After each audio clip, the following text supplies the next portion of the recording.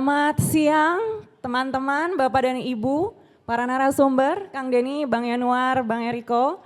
Terima kasih telah datang dalam acara hari ini. Perkenalkan nama saya Anneke Wijaya. Selamat datang di Money Talks on Location. Amankah utang pemerintah saat ini? Menarik sekali ya kalau bicara soal utang, ini memang topik sensitif ya. Tidak hanya utang negara, utang antar sesama teman aja, kadang-kadang ini menyulut emosi padahal hanya 100 ribu rupiah. Apalagi mendengar utang negara jumlahnya 17.500 triliun rupiah, cicilannya 1.000 triliun rupiah per tahun. Teman-teman angkat tangan, ada yang pernah lihat uang sebanyak itu? Saya belum pernah. Dalam liputan pun saya belum pernah lihat uang sebanyak itu. Ya kan? Nah tapi kalau memang ini membuat teman-teman gundah gulana ya, kenapa sih kita terus-terusan utang, kenapa sih pemerintah menambah utang terus? Nah Anda berada di tempat yang tepat, karena hari ini kita akan membahas soal itu. Jadi kalau teman-teman punya pertanyaan, langsung saja dicurahkan pertanyaannya ke narasumber-narasumber kita yang sudah siap menjawab pertanyaan teman-teman. Luar biasa sekali hari ini, ada Kang Denny Ridwan, Direktur Surat Utang Negara, Ditjen Pengelolaan Pembiayaan dan Risiko DJPPR Kementerian Keuangan. Kang Denny boleh maju ke depan.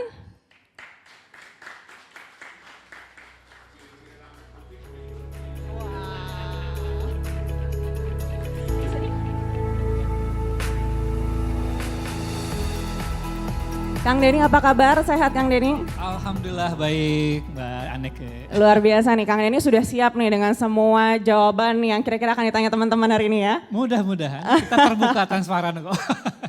Oke, dan berikutnya kita akan mengundang juga Bang Eriko Sotarduga, anggota Komisi 11 DPR RI dari fraksi Partai PDI Perjuangan.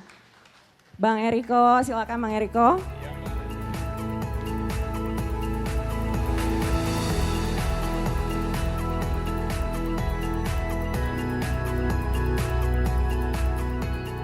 Apa kabar Bang Eriko, sehat?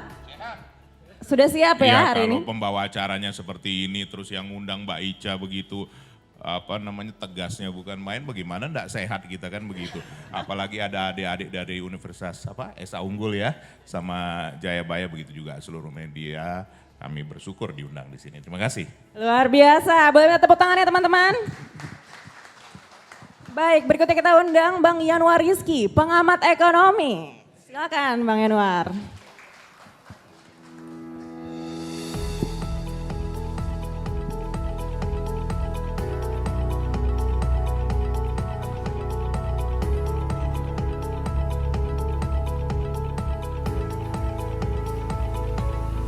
Ini duduk di sini enggak mudah loh Mbak. Enggak ada pegangan Jangan. apa-apa, enggak ada apa. Lebih mudah duduk di DPR daripada di sini. Oh luar biasa. Teman-teman mungkin ada yang cita-citanya pengen mengajukan Ayo jadi silakan. calon legislatif. Kalau mau nanti undang ya. Nah, nanti kita bagi bagaimana caranya untuk menjadi anggota dewan. Mantap, mantap. Kita akan bicarakan semuanya itu setelah acara ini ya Bang Eriko. Monggo. Bang Yanuar apa kabar? Baik, alhamdulillah sehat Mbak. Sehat. Oke, kalau semuanya sudah siap kita akan langsung saja mulai acaranya.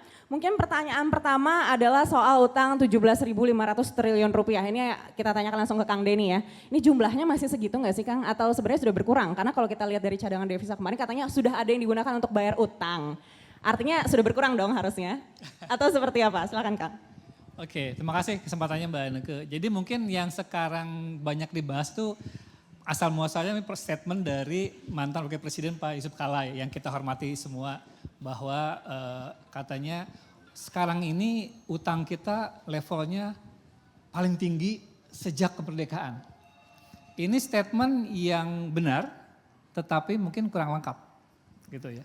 Karena selama APBN kita defisit artinya pendapatan kita masih lebih kecil dibandingkan dengan belanja, maka nominal utang kita akan meningkat dibandingkan dengan tahun sebelumnya. Jadi statementnya Pak JK itu sebetulnya berlaku sejak zaman Presiden Soeharto, Soekarno juga. Jadi utang kita akan terus meningkat, jadi lebih tinggi dibandingkan dengan tahun sebelumnya, lebih tinggi dibandingkan dengan masa kemerdekaan. Yang kurang lengkap adalah bahwa saat ini size ekonomi kita, GDP kita juga tertinggi sejak Indonesia merdeka. Jadi utang kita meningkat, tetapi kemampuan kita juga meningkat. Karena ekonomi kita meningkat. Ini mungkin yang supaya kita mendapatkan perspektif yang lebih jelas, lebih tinggi. Jadi seperti itu kondisinya.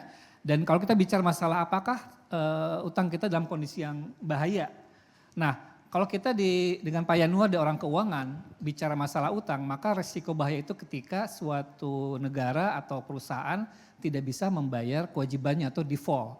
Baik pembayaran bunganya atau pembayaran pokoknya. Nah, alhamdulillah sejarah Indonesia surat berharga negara kita tidak pernah default. Dan sekarang apakah kondisinya lebih berisiko dari dengan sebelumnya? Enggak juga. Amerika Serikat aja hampir default kemarin ya Pak. Bukan hampir default, sebenarnya sudah bisa dikatakan default. Iya. Cuman dinaikkan lagi batas utangnya Batasnya. gitu ya. Nah, Amerika pun Ya, sama itu mengalami kenaikan itu ya Pak Eriko. Nah, jadi di situ kelihatan, mungkin supaya lebih dapat konteksnya ya, apakah kita semakin bersih atau tidak.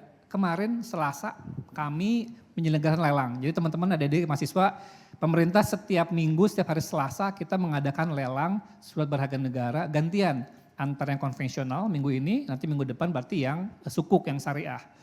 Nah yang kemarin kita melakukan lelang, penawaran yang masuk dari investor sebesar 78 triliun. Meningkat dari lelang sebelumnya 56 triliun. Ini adalah penawaran yang paling tinggi sejak tahun 2023 ini. Dan yang dimenangkan berapa? Hanya 15 triliun. Dan kita mendapatkan cost atau biaya atau yield istilah orang ekonomi yang lebih rendah dibandingkan dengan harga di pasar. Jadi kita bisa menekan harga menjadi lebih murah. Ini apa? Menunjukkan bahwa sebetulnya investor semakin percaya bahwa pemerintah kredibel dalam mengelola keuangannya dan memiliki kemampuan untuk membayar utang yang baik sehingga mereka berani atau mau membeli SBN bahkan dengan harga yang lebih rendah dibandingkan dengan harga di secondary market. Nah itu kenapa? Baru kita bicara statistiknya, kenapa investor berpikir seperti itu? Pertama tentu dari rating agency. Rating agency kan mengukur nih suatu negara layak untuk investasi atau tidak. Dan Indonesia meskipun pada saat pandemi pun ketika defisit dinaikkan, kita masih tetap dipertahankan sebagai negara yang layak untuk investasi atau investment grade. Bahkan outlook kita dari negatif menjadi stabil, naik. Padahal di tahun 2022 ini kemarin saja, ada sekitar 78 negara yang ratingnya diturunkan karena dinilai makin berisiko. Jadi sebetulnya kita dalam kondisi yang sangat baik. Dan kalau kita bandingkan negara-negara dunia ini baik di negara ASEAN, baik pun negara G20, negara mana sih yang saat ini masih bisa mencatat anggarannya itu surplus? Gak ada Pak, surplus. Nilai tukar kita yang paling strong sekarang di Asia. Jangan dibandingkan dengan negara-negara lain, kita yang paling strong nilai tukarnya. Kemudian juga inflasi kita sudah turun kembali ke level 4% dari sebelumnya 5%. Jadi nggak banyak negara di dunia ini yang kebijakan moneternya diakui, dianggap kredibel sehingga nilai tukar tetap kuat. Inflasinya juga kembali manageable, rendah, dan APBN-nya masih surplus. Dan kalau indikator lain yang sering disampaikan juga, kita level debt kita masih sekitar sekarang di 38%. Jadi debt to GDP rasio kita hanya 38%, lebih rendah dibandingkan dengan yang di undang-undang 60%. Negara lain, Malaysia hampir 70%, Thailand 70%, Filipina 60%. Jadi nggak ada negara yang seperti itu. Bahkan ada juga cerita, apakah ada nggak negara besar yang tidak punya utang? Nggak ada sekarang ini. Bahkan negara-negara Middle East yang katanya petrodolar pun utangnya juga cukup banyak kok. Arab Saudi itu level debt to GDP ratio sekitar 26%. Jadi mereka juga punya utang juga gitu. Artinya masalahnya adalah bukan utang tidak punya utang, tapi bagaimana kita memanfaatkan utang itu dengan sebaik-baiknya. Dan kita lihat selama pandemi ini justru kenaikan utang kita itu masih lebih rendah dibandingkan dengan kenaikan size ekonominya. Itu menunjukkan bahwa kita sudah sangat baik dalam mengolah utang. Demikian Mbak Akan. Luar biasa. Kang Denny, ini baru saja saya kemarin dialog dengan beberapa ekonom.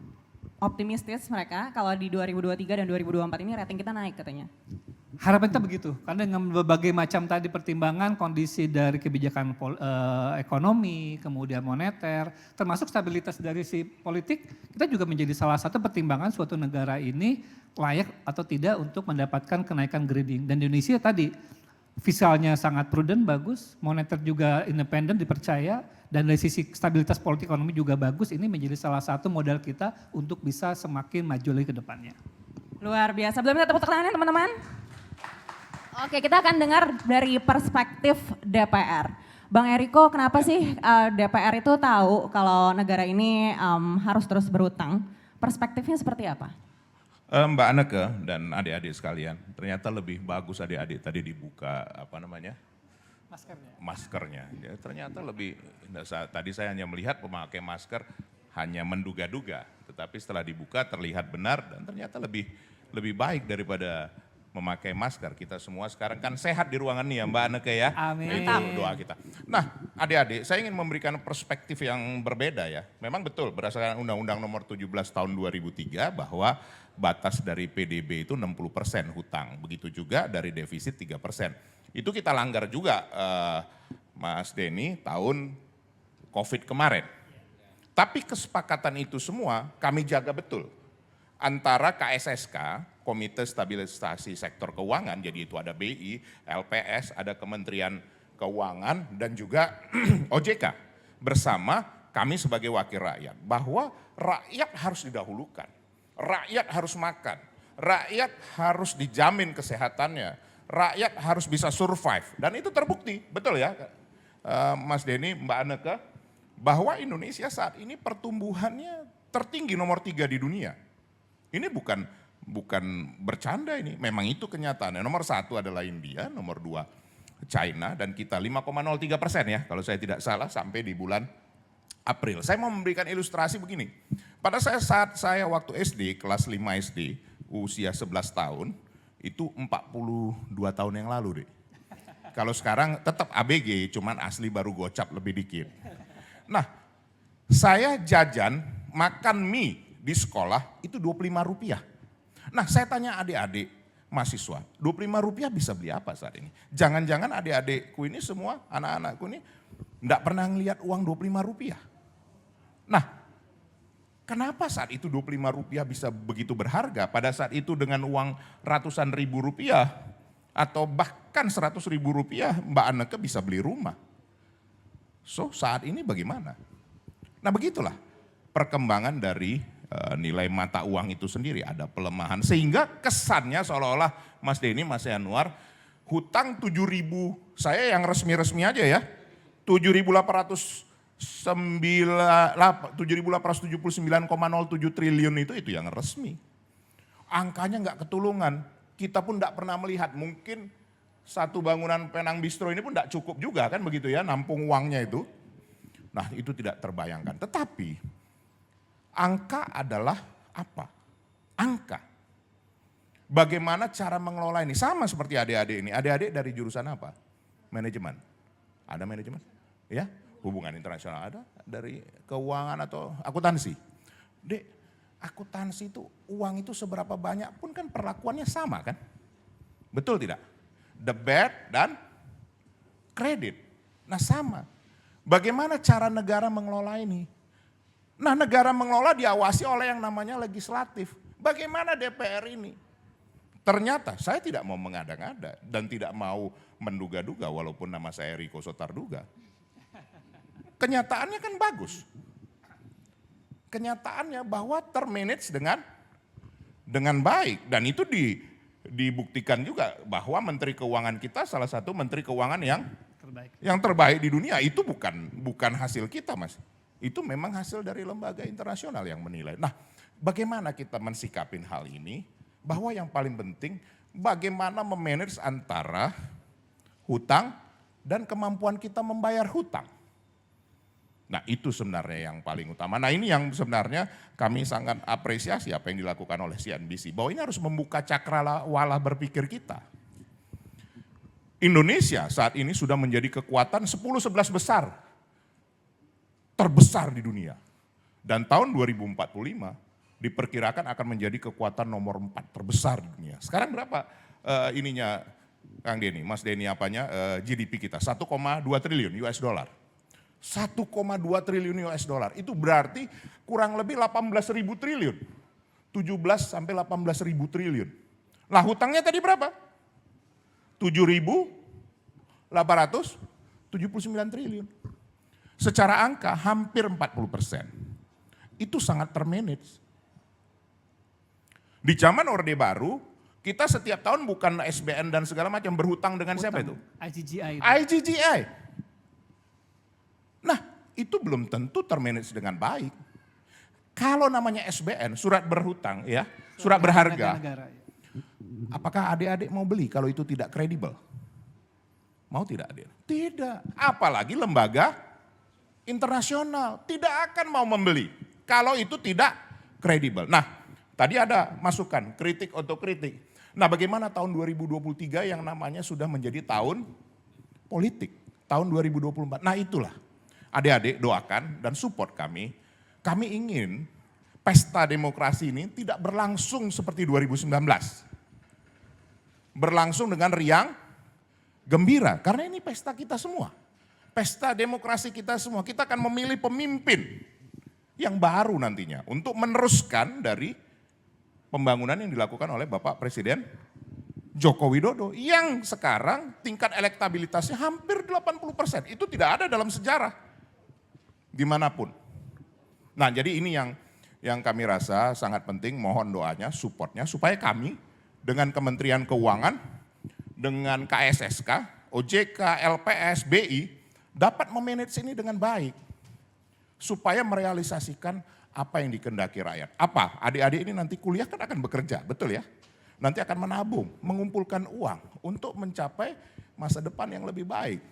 Tentu harus enteng jodoh juga ya dia. Betul kan? Nah, ini penting kestabilan ekonomi ini. Penting bahwa ada harapan ke depan Indonesia bisa jadi jauh lebih baik. Saya tidak katakan sekarang Kementerian Keuangan kita semua sempurna ya Mas Denny ya. Tapi kalau dikatakan optimal, yes. Dan ini yang akan kita capai ke depan untuk lebih baik lagi. Amerika bukan hampir gagal, memang sudah gagal. Dinaikkan rate-nya, dinaikkan batas apanya Mas Denny? Plafon utangnya. Plafon utangnya dinaikkan. Jadi seperti kita, tadi 60% batas kita di Undang-Undang Nomor 17 2003, dinaikkan jadi 80%, dinaikkan jadi 100%, dinaikkan jadi 120%. Siapa yang tidak bisa Mbak Anneke? Apakah Indonesia lebih hebat? Yes.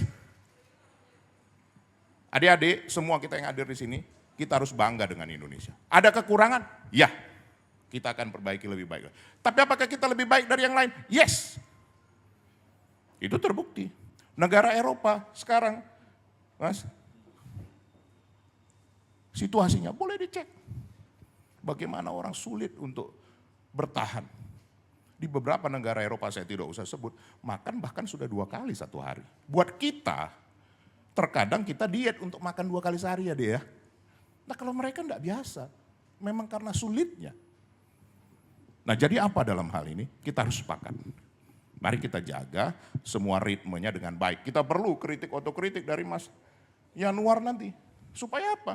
Supaya kita juga aware, supaya kita juga awas, supaya kita juga siap. Nah ini pentingnya CNBC melakukan hal seperti itu. Itu barangkali yang bisa saya sampaikan Mbak Anneke. Nanti kalau ada mungkin yang tanya jawab silakan. Tentu kami akan coba jawab. Kalau belum bisa ya dikasih waktu ya adik-adik ya. Maklum juga lah. Kan kemampuannya terbatas. Adik-adik mahasiswa, kalau kita kan udah mahasiswanya udah berapa tahun? Hampir 30 tahun yang lalu kan begitu ya.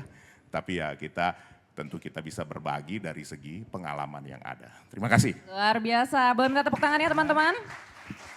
Boleh Mbak Anneke sedikit menanggapi aja. Silakan Kang Denny. Pak Eriko anggota DPR kita. Jadi kita pemerintah apresiasi tadi disampaikan oleh Pak Eriko selama pandemi di tahun 2020 kita mengubah ya, mengeluarkan peraturan pemerintah pengganti undang-undang yang disetujui oleh DPR menjadi undang-undang, yaitu kita melepaskan batasan defisit 3% selama pandemi. Dan kita janji 3 tahun akan kembali lagi ke batasan di bawah 3%. Jadi kita janji waktu itu tahun 2020, 21, 22 defisit boleh di atas 3%, tapi kita akan kembali tahun 2024. Tidak sampai 3 tahun sudah tercapai. Itu dia. Dan kalau boleh sharing, saya kan sering ketemu dengan investor dari luar negeri, dari Amerika. Mereka menyatakan bahwa bisa jadi Indonesia satu-satunya negara yang dari awal menyampaikan komitmen bahwa ini hanya 3 tahun. Negara lain nggak ada negara lain di dunia yang berani untuk mengatakan, hampir semua negara itu ya, hampir semua negara meningkatkan defisit APBN-nya. Tapi hanya Indonesia yang karena kita tadi ingin prudent disiplin, kita hanya bilang kita akan menempatkan ini hanya 3 tahun sampai tahun 2022. Dan itu sangat diapresiasi oleh investor. Apalagi tadi kenyataan ternyata tahun 2022 kita sudah melakukan konsolidasi fiskal lebih cepat. Tahun lalu kita defisitnya dari awalnya 4,8 di APBN 2023, realisasinya hanya 2,38. Jadi kita melakukan konsolidasi fiskal lebih cepat dibandingkan dengan yang kita janjikan kepada investor. Terima kasih atas dukungannya dari DPR Pak Eriko. Luar biasa, tepuk tangan sekali lagi teman-teman untuk Kang Denny. Baik, berikutnya kita akan tanyakan pada Bang Yanuar. Bang Yanuar, dari tadi Kang Denny sudah bicara kalau utang kita ini sebenarnya aman. Demikian juga dengan Bang Eriko begitu. Tapi kalau menurut pengamatan Anda, mungkin bisa dijelaskan dulu ke teman-teman. Standar internasional utang itu aman, itu ada di batas berapa sih? Oke, gini ya, kalau kita ngomong standar internasional, batas utang misalnya tadi ada 60% gitu ya, kemudian kita belum sampai ke sana. Bahkan kalau kita ngomong misalnya Amerika Serikat di atas 100, Jepang di atas 100 gitu. Dan kita kemudian menggunakan itu untuk mengatakan aman. Menurut saya benar tapi tidak sepenuhnya tepat. Kenapa? Gini, kita harus kembali dulu ke tahun 1944 ketika Perang Dunia udah mau sampai ke akhirnya, ada pemenangnya. Jadi itu ada yang disebut dengan Bretton Woods Agreement, 44 negara. Nah, Amerika Serikat sebagai pemenang perang dengan sekutunya, itulah yang melahirkan US dollar sebagai ruling currency. Mata uang yang dipakai untuk transaksi perdagangan internasional. Peggingnya waktu itu adalah negara yang punya cadangan emas terbesar. Amerika dengan sekutunya. Jepang kalah perang ikut bersekutu dengan Amerika Serikat. Jerman juga ikut.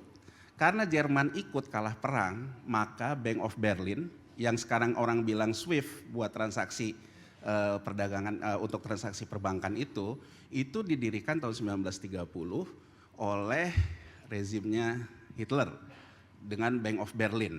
Jadi Bank of Berlin itu karena kalah perang di take over, di hostile take over menjadi Bank of International Settlement atas nama internasional.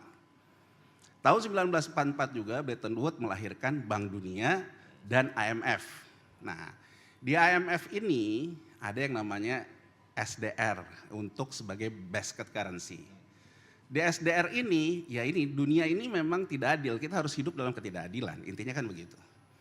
Dalam SDR IMF ini kan hanya dikuasai oleh Amerika dan sekutunya. Ya, jadi US dollar sendiri udah menguasai hampir 60%, kemudian franc dan kemudian akhirnya jadi euro bergabung dan juga yen Jepang dan sebagainya. Itu dulu ya.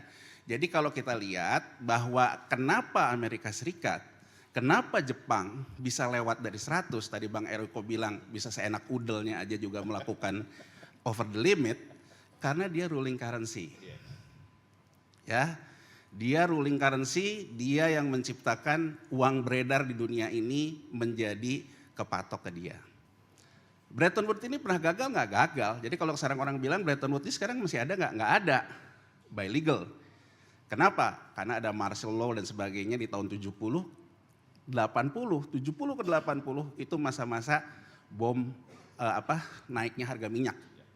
Amerika Latin naik. Amerika Latin kemudian melakukanlah peningkatan yang namanya surat utang pemerintahnya. Jaminannya apa? Karena mereka negara penghasil minyak. Tahun 80 Meksiko gagal bayar hutang. Ya, karena harga minyak jatuh. Nah, jadi ada story-nya bahwa kenapa yang namanya gagal bayar itu pernah terjadi 80. Karena 80 itu surat hutang jatuh, surat hutangnya yang pegang juga kebanyakan perbankan Amerika dan sekutunya, cetak uang maning lah kalau kata orang Jun. Cetak lagi duitnya. Makanya kalau kita tarik garis dari tahun 80 sampai sekarang, GDP dunia itu 1,5 kalinya. Jadi nilai uang beredar M2 namanya. M2 itu uang Anda di kantong ini kita M0, uang kita di bank M1, uang yang berputar di pasar keuangan plus itu jadi M2. Nah, M2 itu sekarang 1,5 kali nilai GDP dunia. Jadi boleh dibilang kalau orang bilang kok dunia misalnya autokritik tadi Bang Eriko bilang, Indonesia bagus ekonominya, tapi kok ketimpangan. Tapi kok yang seneng-seneng gitu, yang enggak. Tapi tiket Coldplay sampai tiket war habis, Argentina habis. Ini ketimpangan. Jadi siapa yang bermain di pasar keuangan, dia punya peningkatan wealth. Inilah rezim monetaris gitu. Jadi rezim monetaris selalu mengatakan bahwa uang itu akan bekerja menciptakan uang baru. Nah, anti hutang itu old school. Jadi kalau adik-adik ini ngelihat kenapa sih ada ekonom juga yang anti hutang dan sebagainya, itu pendekatan old school. Karena kalau pendekatan old school, pendekatannya adalah ekonomi datangnya dari uang real. Kalau uang di pasar keuangan muternya M2 segitu, jadi M1-nya berapa gitu. Jadi M0-nya berapa, belum menghasilkan rasio Gini-nya berapa gitu. Jadi kritik orang terhadap hutang, yang kaya tambah kaya, yang miskin tambah miskin. Jadi ada ini kalau mau dilihat lagi ke pemikiran ekonomi antara Keynesian sama monetaris, yang orang bilang neoliberal itulah neo-monetaris gitu ya, ada neo-Keynesian dan sebagainya. Kita nggak usah bahas dulu ke sana. Nah artinya apa? Kalau dilihat dari perspektif itu, ukuran yang tadi di atas 100 aja aman, apalagi yang cuma 60, begitu kan cara berpikirnya. Tapi saya juga punya satu, apa kita ini ruling currency. Cina aja dari tahun 2008 teriak-teriak, SDR IMF ini udah gak bisa, IMF masih di-reform dia bilang. Dan Cina mengajak Bretton Woods Agreement dari G7 tahun 2008. Karena kenapa? Karena kata dia, kita balik lagi dong ke tahun 44. Siapa sekarang yang pegang emas paling gede bank sentral? Dia udah confidence-nya gede. Kenapa? Karena Amerika Serikat bailout waktu itu. Bailout isinya cadangan devisanya The Fed, 96% isinya kertas, surat-surat utang. Jadi rasio cadangan emasnya, meskipun emasnya masih banyak, menurun. Cina mengajak reform IMF. Itu intinya kenapa kalau teman-teman lihat sekarang secara geopolitik ada BRICS versus SDR IMF. Nah, direspon Cina mulai diajak masuk di pertemuan IMF 2010. Jadi share-nya Amerika di SDR dikurangin. Tapi masih 60% juga. Cina cuma dikasih 5%. Ngamuk dia. Nggak tahu ngamuknya gimana, ya sama Putin ngediriinlah BRICS. Brazil, Rusia, India, Cina, sama Afrika Selatan.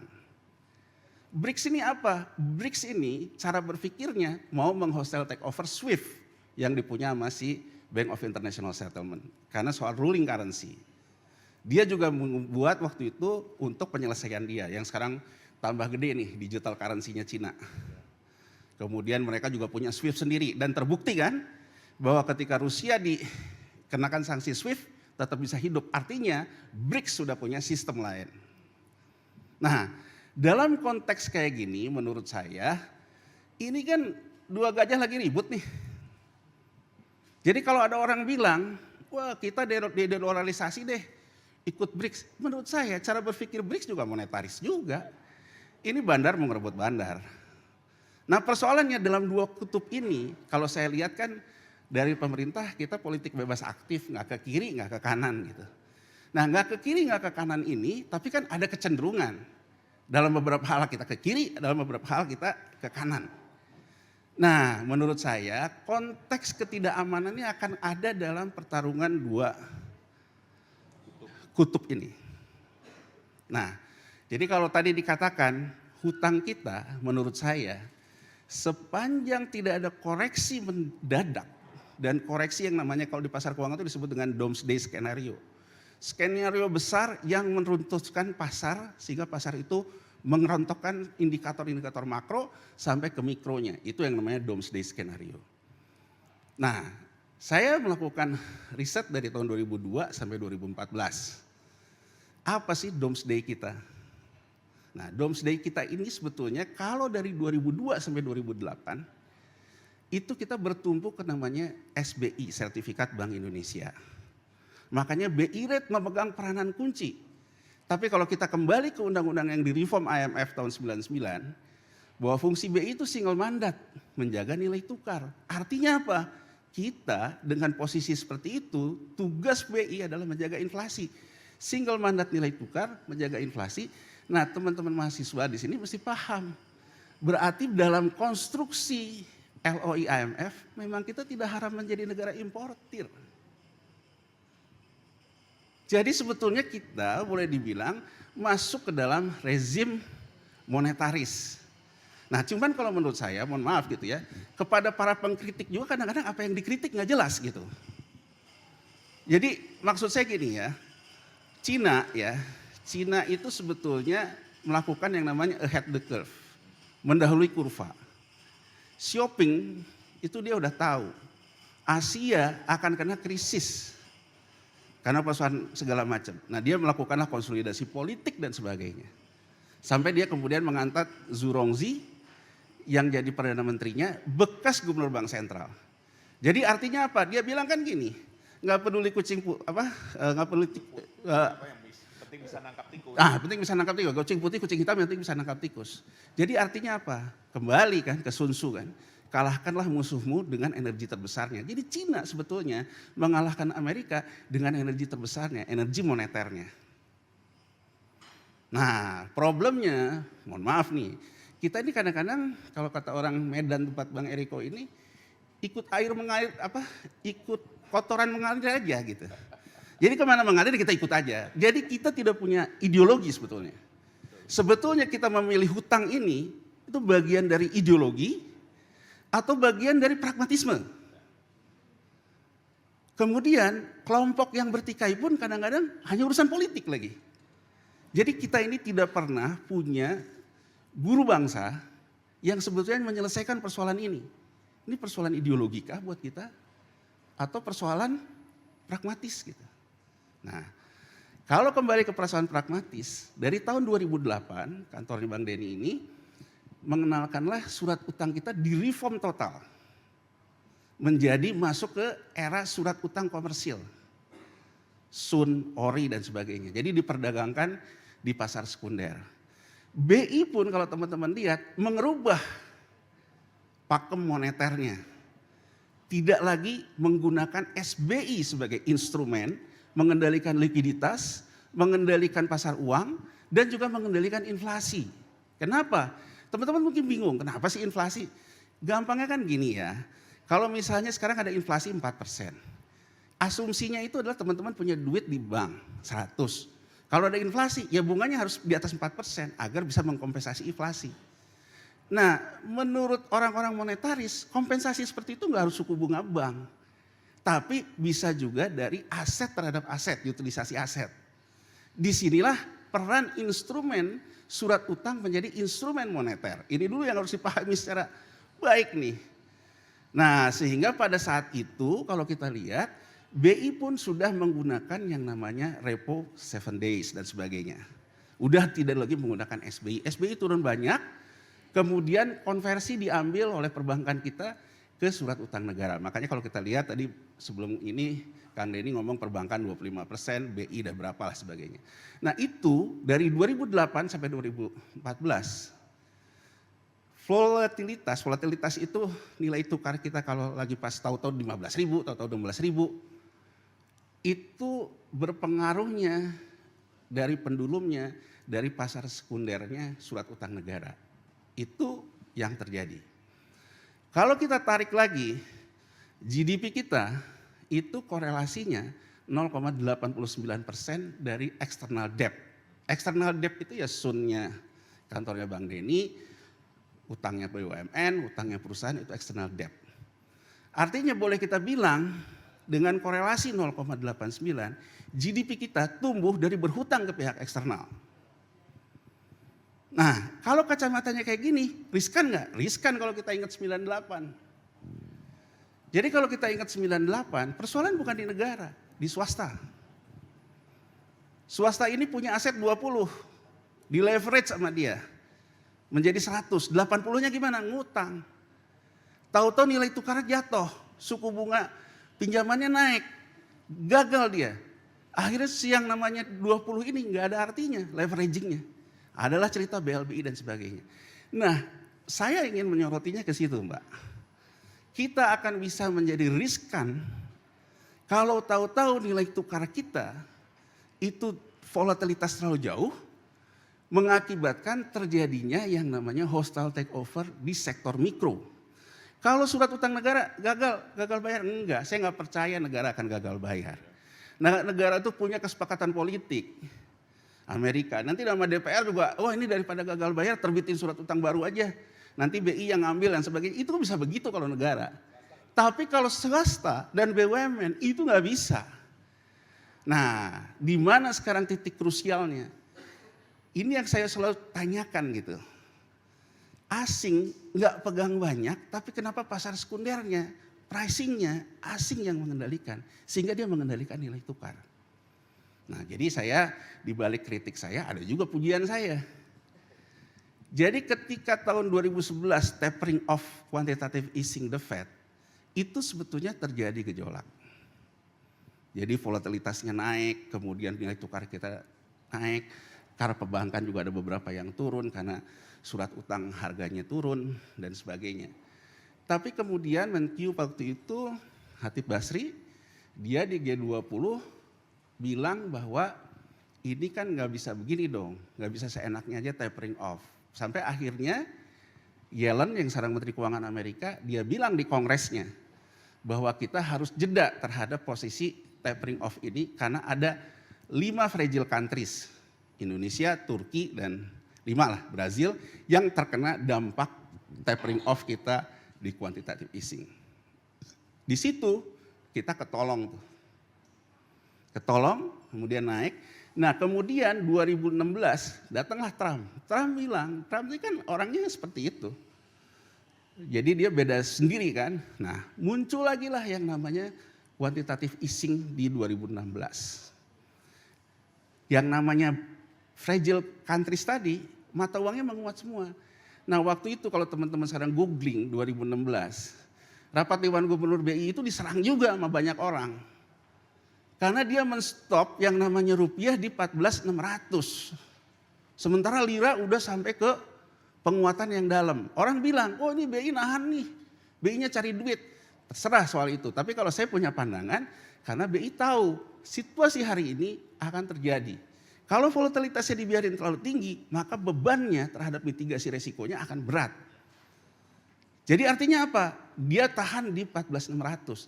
Ketika kemarin ada apa-apa ke 15.500, itu kecil, tapi artinya teman-teman juga mesti paham, karena memang kita sudah terbiasa dengan dolar yang mahal. Negara lain, udah murah. Inflasi ngitungnya kan dari 14.600 ke 15.600. Jadi 4% itu dari inflasi yang sudah tinggi sebetulnya. Nah ini bisa dibuktikan di mana? Suku bunga kita yang tadi dikatakan oleh Kang Denny kan di 5,5 sampai 6% juga di primary market kemarin. Artinya suku bunga real kita tuh memang segituan lah. Nah jadi kalau dilihat di situ, kenapa kita menjadi negara yang paling pede nih tadi dikatakan gitu. Menurut saya nggak bisa dilepaskan juga karena kita memang menahan nilai tukar kita tetap mahal. Sehingga kita bisa controllable inflasi di angka yang memang sudah mahal. Ini orang kalau orang ngomong kayak gitu, wah nggak bisa begitu dong. Tapi kalau orang moneter akan ngomongnya, kalau orang terbiasa mahal, lama-lama akan adjustment sendiri. Itu keyakinan orang-orang moneter. Jadi kayak teman-teman nih, pertama ngeluh nih, wah gila nih pulsa naik.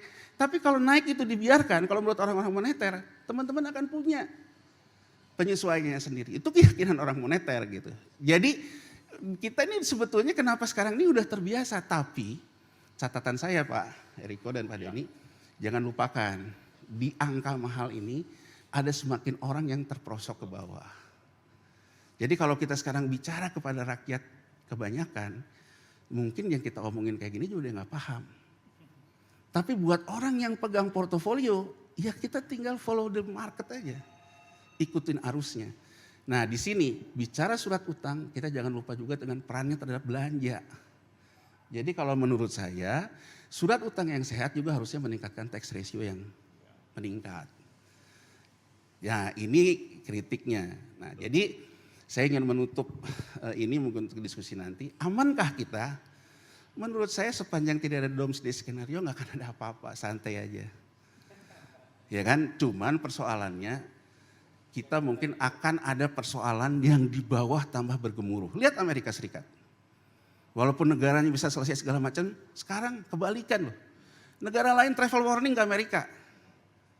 Karena di bawahnya udah semakin rusuh ketimpangan-ketimpangan ini. Jadi menurut saya 2024, Bang Eriko dan sebagai calon presiden segala macam, kita memanage ini ya, tapi kita harus memilih ini sebagai pilihan ideologi. Baik. Jadi maksud saya, meniadakan hutang sama sekali menurut saya tidak mungkin. Tapi bagaimana kita mengelola hutang ini menjadi bagian dari ideologi mensejahterakan, itu yang menurut saya harusnya menjadi konsensus politik. Mungkin itu aja ya. Oke, boleh minta tepuk tangannya teman-teman? Luar biasa ya. Kita akan langsung minta tanggapan Kang Denny. Kang Denny, tadi Bang Yanuar sampaikan bagaimana utang ini bisa kita manfaatkan sebaik-baiknya. Dari tadi kita sudah bicara soal SBN begitu. Mungkin teman-teman belum tahu persis seperti apa sih teknisnya SBN ini sebenarnya bisa menguntungkan teman-teman gitu. Mungkin boleh dijelaskan Kang Denny? Oke, baik, terima kasih. Tadi kita dapat gambaran luar biasa dari Pak Yanuar. Tapi tentu kita dari pemerintah sebagai policy maker, dibantu dengan tentunya dengan kerjasama dengan DPR, kita akan fokus kepada hal-hal yang memang bisa kita kontrol. Kan kalau tadi gajah bersama gajah ya itu serah gajah mereka. Tapi kita bagaimana kita mengontrol hal-hal yang tadi bisa kita kontrol. Nah jadi untuk itu maka perlu kita melakukan strategi untuk pengelolaan APBN termasuk biaya itu dengan sangat hati-hati, jangan tepat. Dan tadi terakhir statement dari Pak Yanuar, bahwa menghilangkan utang sama sekali itu sesuatu yang nampaknya muskil zaman sekarang gitu ya. Dan sebagai contoh nih, saya kadang dapat pertanyaan dari mahasiswa juga pernah tanya, Pak bisa gak sih kita gak nambah hutang? Bener gak ada ya yang gitu ya? Bisa gak sih kita gak nambah hutang? Bisa. Tapi kita siap gak dengan konsekuensinya? Contoh, tahun 2022, belanja negara itu sekitar 3.000 triliun ya. Kemarin defisitnya ada sekitar 464 triliun. 464 triliun. Itu adalah defisit. Artinya tambahan utangnya sebesar 464 triliun di tahun 2002 kemarin. Nah kalau kita lihat dari belanja pemerintah yang 3.000, mana sih yang salah yang besar? Salah satunya adalah untuk Kesehatan. subsidi Pak. Subsidi energi. Jadi tahun 2022 subsidi energi dari awalnya ditargetkan 150 triliun, dinaikkan menjadi 500 triliun. 5 triliun loh. Jadi secara hitungan matematika kertas ini Pak Eriko, kalau kita nggak mau utang tahun lalu, 2004 nggak mau nambah utang, gampang. Hilangkan subsidi. 500 triliun, ini kan cuma 444. Jadi kita bisa tidak berhutang, salah satu dengan bisa menghilangkan subsidi. Secara hitungan di atas kertas bisa. Tapi prakteknya, pasti kan luar biasa ya. Tahun lalu kita ada penyesuaian harga pertalite aja, ada demo beberapa kali demo. Padahal kalau kita kemarin tidak ada penyesuaian harga pertalite, itu subsidi kita bisa naik dari 500 menjadi 700 triliun. Ini menunjukkan sebetulnya kita bisa. Apalagi kita dari anggaran lain ya, kesehatan lah, pendidikan 20%. Itu bisa kita lakukan pengurangan kalau memang kita mau melakukan kebijakan zero debt, utangnya nol. Tapi itu, siap nggak kita konsekuensinya? Tidak ada subsidi, pengurangan transfer ke daerah, kemudian juga anggaran kesehatan dikurangi, pendidikan dikurangi. Itu yang perlu kita pertimbangkan. Padahal saat ini kita memiliki bonus demografi, yaitu penduduk yang usia muda. Sehingga kita harus betul-betul mempersiapkan sekarang, nggak 10 tahun lagi, nggak 20 tahun lagi, nggak. Sekarang kita harus menyiapkan, memastikan bahwa generasi muda kita ini bisa tumbuh dengan optimal, dengan dukungan apa? Kesehatan yang baik, asupan makanan yang baik, kemudian juga sarana pendidikan yang baik. Makanya alokasi buat pendidikan sangat tinggi. Ini yang disebut sebagai pembangunan human capital. Dan kalau kita bicara untuk membangun human capital, kita tentu bicara juga mengenai masalah infrastruktur. Infrastruktur itu jangan dibayangkan hanya sekedar jalan tol, airport, pelabuhan, enggak. Airport itu infrastruktur termasuk juga pengadaan air bersih, pengadaan jalur internet, listrik, itu adalah bagian dari infrastruktur yang harus kita siapkan, memastikan bahwa adik-adik semua nih dan yang lebih muda lagi bisa tumbuh secara optimal sehingga ke depan ini menjadi salah satu sumber keunggulan negara kita. Tadi sampaikan oleh Pak Eriko, tahun 2045 kita diproyeksikan menjadi negara nomor 4 terbesar di dunia secara ekonomi. Dan itu tidak akan terwujud tanpa kita memiliki SDM yang bagus, tanpa memiliki kemampuan untuk penguasaan teknologi juga yang tinggi. Ini yang kita siapkan dari sekarang, kita bisa menunggu ke depan. Makanya kita berhutang secara betul-betul sebaik-baiknya. Jadi kalau kita lihat dari proyeksi misalnya tahun 2023 inilah data yang saya coba lihat bentar ya. Untuk tahun 2023 ini, alokasi yang coba kita APBN bagikan misalnya, untuk edukasi kesehatan sekitar 629 triliun. Untuk social protection tadi sampaikan oleh Pak Yanuar, bagaimana kita memastikan bahwa keluarga yang rentan ini mendapatkan support. Kita alokasi nomor 2 nih, 476 triliun untuk social protections. Kemudian juga untuk infrastruktur baru yang ketiga nih, di sekitar di 300, kemudian ada health kesehatan dan sebagainya. Itu menunjukkan bahwa bagaimana keberpihakan pemerintah untuk memastikan jangan sampai ada masyarakat yang tertinggal tidak bisa menikmati kemajuan. Dan tadi sampaikan oleh Pak Eriko, kalau dulu zaman Orde Baru, kita mungkin 10% kita menerbitkan surat berharga, 90% kita melalui utang. Utang ke IMF, utang ke World Bank, utang ke negara-negara donor. Dimana kalau kita berutang teman-teman, itu ada persyaratannya. Kita nggak boleh ini, nggak boleh itu banyak persyaratannya.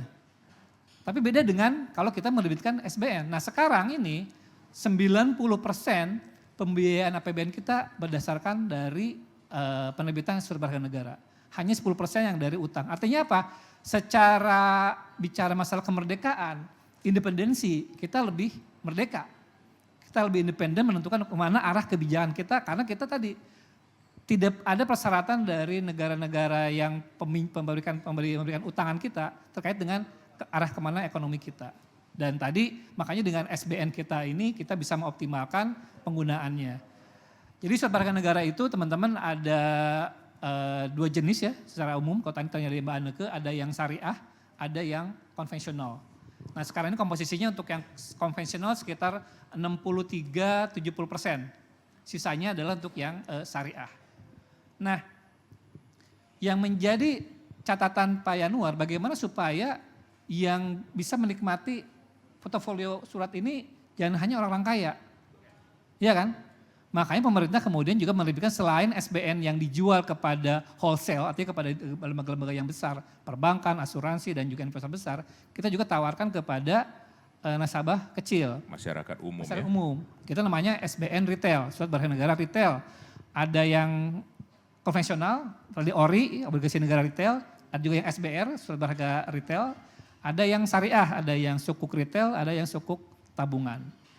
Tahun lalu kita berhasil menembus, ini rekor penerbitan tembus angka 100 triliun. 107 triliun dari penerbitan SBN retail kita. Itu mungkin sekitar 10-12% dari total penerbitan kita di tahun lalu. Tahun ini kita targetkan meningkat menjadi 15-20%. Jadi sekitar antara 130 sampai 150 triliun. Kenapa ditingkatkan? Tadi menanggapi penyampaian dari Pak Yanuar, Ibu Menteri Keuangan menyampaikan pada kami, berani nggak Den, kamu naikkan 150 triliun tahun ini. Kenapa Bu? Saya ingin menjadikan SBN retail ini alat negara untuk distribusi kekayaan. Harapannya semakin banyak masyarakat yang punya SBN, ini akan bisa mendapatkan manfaatnya. Tadi di awal sampaikan Mbak Anneke, kita ada dianggarkan sekitar 1.000 triliun ya. Itu 400 triliunnya itu adalah untuk pembayaran bunga. Jadi pertanyaannya adalah dari 400 triliun ini berapa banyak yang bisa dimanfaatkan, dinikmati oleh rakyat kita. Saat ini sebelum pandemi di pasar domestik sekitar 39% SBN kita dimiliki oleh investor asing. Jadi mereka yang menikmati itu.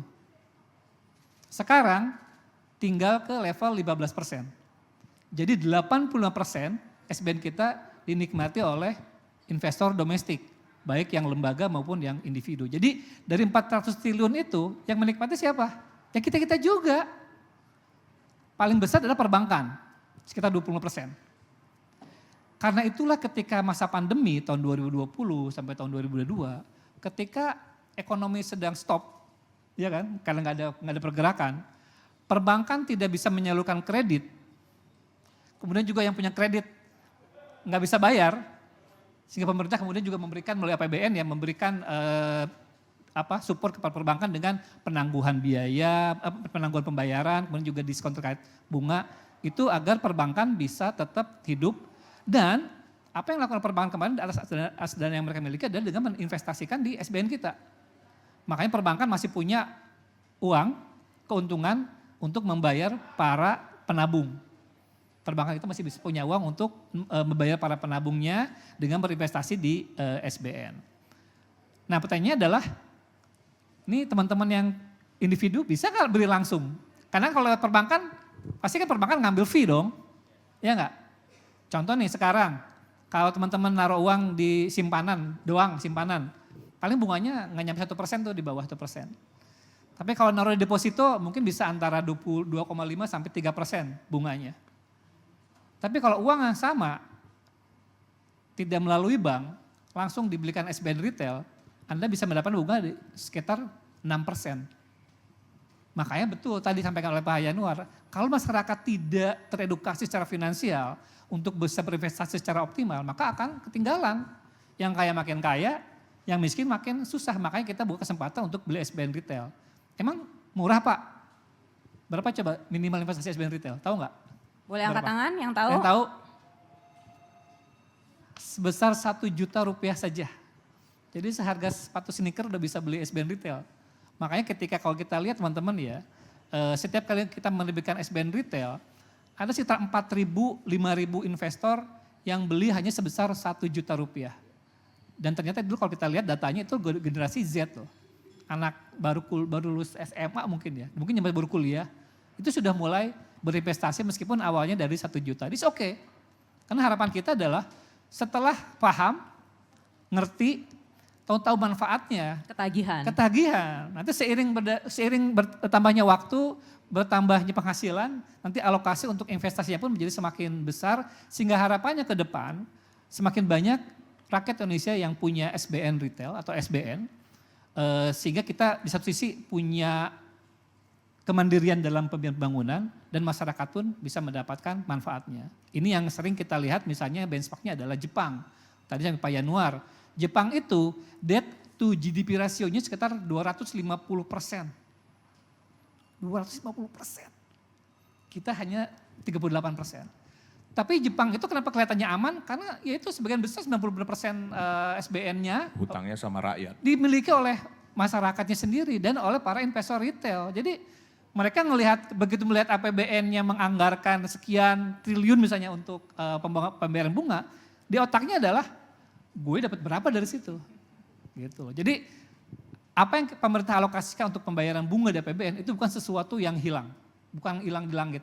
Tapi itu nanti akan didapatkan manfaatnya oleh perbankan sehingga dia bisa membayar bunga kepada para penabungnya, oleh industri asuransi, dana pensiun, sehingga mereka bisa memberikan manfaat kepada peserta polis asuransi atau dana pensiun, dan juga tadi pada investor SBN retail. Silakan Anda berinvestasi agar bisa juga tadi menikmati nikmatnya berinvestasi di SBN retail. Dan saya bilang ke teman-teman yang mahasiswa, kalau kalian, masih single-single ya, kalau kalian berinvestasi di surat berharga negara, kalian akan terlihat lebih berharga di mata calon mertua.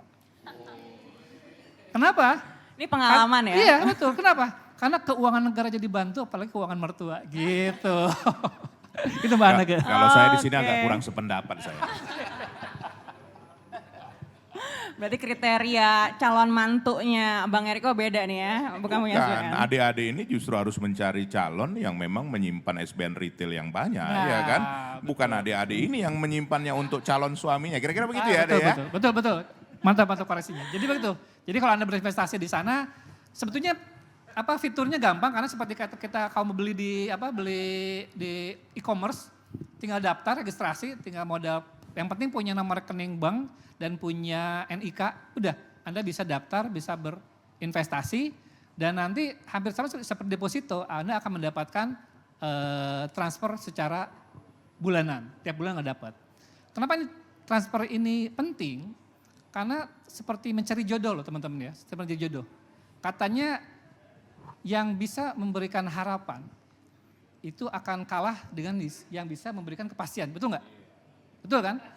Jangan PHP gitu ya. Betul. Tapi yang memberi kepastian bisa kalah sama yang memberi transferan. Iya, penting nih teman-teman ya. Ini ilmu kehidupan bukan sekedar ilmu investasi ya teman-teman. Boleh minta tepuk tangannya untuk Kang Denny. Ingat ya teman-teman, 1 juta saja itu minimalnya ya. Lebih murah dari tiket Coldplay loh padahal. Oke, kita akan coba tanyakan pendapat dari Bang Eriko. Mungkin banyak teman-teman yang nggak tahu nih Bang, sebenarnya mekanisme akhirnya DPR bisa menyetujui penambahan utang dari pemerintah itu seperti apa? Rembukannya itu seperti apa sih di dalam sampai akhirnya bisa di-approve? Ya, terima kasih Mbak Aneke. Saya harus jujur menyampaikan apa yang disampaikan Kang Yanuar tadi itu sangat benar. Artinya memang kehidupan itu harus ada gas, ada rem. Coba adik-adik bawa duit nggak di sini? Rata-rata sekarang sedikit ya. Umumnya dari HP ya. Nah kenapa adik-adik percaya di sini ada uang? Wong ini HP kok. Ya, ada M-banking. Apa artinya dari semua ini? Bahwa uang itu adalah apa? Trust, kepercayaan. Tadi sudah disampaikan oleh Pak Yanuar bahwa dulu Amerika yang memegang cadangan emas terbesar di dunia. Why? Karena mereka adalah daerah yang frontier, daerah yang dibuka dan memang kekayaan alamnya sungguh luar biasa. Itu kenyataannya. Dan itu menjadi negara kapitalis. Apakah kita mau meniru mereka? Nah sekarang mereka hanya tinggal mencetak uang. Betul, Yanuar. Ada lagi di cover sama emas. Adik-adik, dulu uang itu harus di cover dengan emas, Mbak. Sekarang tidak ada. Jadi apa intinya? Uang adalah kepercayaan. Uang adalah tergantung bagaimana mengelolanya. Kepercayaan didapat dari cara mengelola. Nah sama Mbak Aneke, bagaimana DPR RI bersama KSSK pada waktu itu dalam kondisi yang sangat-sangat luar biasa berat.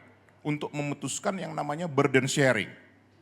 Untuk memutuskan tadi yang defisit lebih dari 3% adik-adik. Ini sudah melanggar. Tapi kenapa DPR berani? Karena nawaitunya. Ini untuk rakyat, untuk perut, untuk kesehatan. Bahkan Indonesia lah yang pertama mendapatkan apa yang namanya vaksin. Malaysia sampai penduduk Malaysia mengatakan ini, adik-adik bukankah itu dibayar di depan? Dibayar di depan deh, belum tentu barangnya sesuai dan ada. Tetapi apa?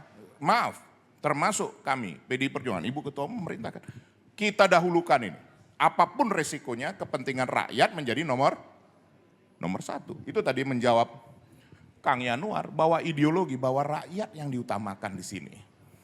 Nah, dalam mengambil keputusan tentunya DPR tidak bisa sembarangan seperti itu. Kami dalam waktu COVID, baru ditemukan waktu itu Zoom. Belum lama Mbak Aneke, beresiko. Untuk setiap minggu, bahkan setiap hari kalau diperlukan kami berkoordinasi dengan KSSK. Melihat situasi yang terakhir terjadi, Mas Yanuar. Apakah ini bisa diteruskan ataukah bagaimana? Bagaimana kekuatan keuangan kita? Bagaimana pada saat itu ekspor dan impor tidak berjalan sesuai dengan yang dikehendaki karena situasi kesehatan yang demikian pelik. Seluruh dunia mengalaminya. Artinya apa di sini? Di sini harus ada kesepakatan. Harus ada yang namanya juga keterbukaan. Harus ada hasil yang dihasilkan yang dilihat oleh rakyat. Dan dilihat oleh mata dunia. Kenapa Indonesia cepat untuk lepas dari kondisi itu? Bahkan di tahun ketiga sudah di bawah 3%, 2, berapa? 2,34%. Itu karena kita semua bekerja sama. Apakah tidak ada efeknya? Ada. Rakyat mengalaminya. Tapi kita semua prihatin bersama-sama. Kita semua bergotong royong. Nah itu barangkali Mas Senior menjawab tadi itu. Cara mengatasi ini tidak ada cara lain. Karena kenapa? Kapital yang demikian besar adik-adik tidak bisa dilawan dengan kekuatan kapital. Tidak mungkin. Nah, kenapa sampai saat ini selalu, tadi kita lihat utang selalu memakai US dollar Mbak Aneke. Kenapa nggak memakai rupiah? Utang tadi berapa? 7.800 sekian triliun dalam US dollar, dihitung cadangan devisa pun dihitung dalam US dollar, begitu ya Mas Yan? 7.000 itu sekitar 72% dalam mata uang rupiah, Pak. Nah, 30, hampir 30% dalam mata uang. 72% dari 7.000 itu dalam mata uang rupiah. Jadi Iya. sisanya hanya 28% yang dalam mata uang asing. Iya. Nah itu sebenarnya sudah mengalami pengurangan yang tadinya mayoritas dalam dolar. Kenapa terjadi pengurangan? Mas Yanuar, tadi kami berterima kasih. Itu sudah 2 SKS yang dijelaskan Mas Yanuar tadi. Sekarang kita bekerja sama dengan pihak asing termasuk dengan China. Tidak lagi memakai US dollar. Tapi memakai mata uang masing-masing. Bahkan adik-adik tahu di sini yang namanya KRIS ya. Yang dari Bank Indonesia. Nanti adik-adik ada rezeki ke Singapura, ke Malaysia, ke Thailand. Tidak perlu lagi membawa uang. Pakai kris saja, bukan kris yang ditaruh di belakang itu ya, bukan. Ini kris yang namanya program dari Bank Indonesia. Itu untuk apa adik-adik? Untuk mengurangi ketergantungan kepada mata uang asing, dolar. Nah tapi ini bisa bertahap, Mas Yanuar, nggak bisa juga langsung drastis. Kalau dipikir aneh ya, debt-nya Amerika, hutangnya Amerika 120% dari GDP-nya. Kenapa tetap dipakai mata uang US? Karena itu yang terbesar. Dan itu yang sudah mapan. Dan itu yang sampai saat ini sangat dipercaya. Padahal skala ekonomi China sudah menyalip Amerika. Kenapa tidak pakai mata uang yuan? Ini akibat juga sistem di China masih cukup tertutup. Begitu juga secara demokrasi. Nah ini pentingnya adik-adik, kenapa demokrasi ini, kenapa pesta rakyat nanti Mbak Anneke harus berhasil dengan baik. Salah satu kriteria yang melihat perekonomian itu atau tingkat kesehatan suatu bangsa itu adalah sistem demokrasinya berjalan dengan baik. Nah ini Mbak Anneke, bahwa peran, ini trias politika ini, nah sekali lagi ini bukan PDI Perjuangan ya, trias politika ya. Satu yang namanya eksekutif, itu pemerintahan ya termasuk Mas Denny. Kami legislatif yang kedua, dan yang ketiga secara hukum. Nah adik-adik, disinilah pentingnya. Secara survei Mbak Anneke, kami juga melihat generasi Z ini nomor 1 yang paling utama adalah soal korupsi. Betul? Nah itu juga Mas Yanuar, bagaimana supaya distribusi pemerataan kehidupan ini lebih baik. Gini rasio kita makin menurun Mbak Anneke, tapi belum memuaskan. Masih 0,37, 0,38. Dan inilah pemerintahan ini berusaha menurunkan dan kita harapkan pemerintahan berikutnya ini bisa membuat ini semakin rendah. Itulah tandanya pemerataan yang ada di masyarakat juga baik. Itu kembali kepada kritikan Mas Yanuar mengenai apakah kita berhutang secara sembarangan, pragmatis? Oh tidak bisa dipungkiri, ada. Bahwa kepentingan kesehatan rakyat, kepentingan untuk pengadaan vaksin, itu namanya pragmatis, tidak bisa cara lain menyelamatkan rakyat. Tapi secara ideologis, Mas Yanuar juga penting untuk membangun apa tadi yang dijelaskan Mas Denny, infrastruktur. Bagaimana bangsa ini mau maju kalau infrastrukturnya tidak baik. Sampai sekarang yang namanya itu Mbak Anneke, biaya distribusi kita masih termasuk tinggi. Nah ini cara menurunkannya bagaimana? Infrastruktur kita harus lebih baik.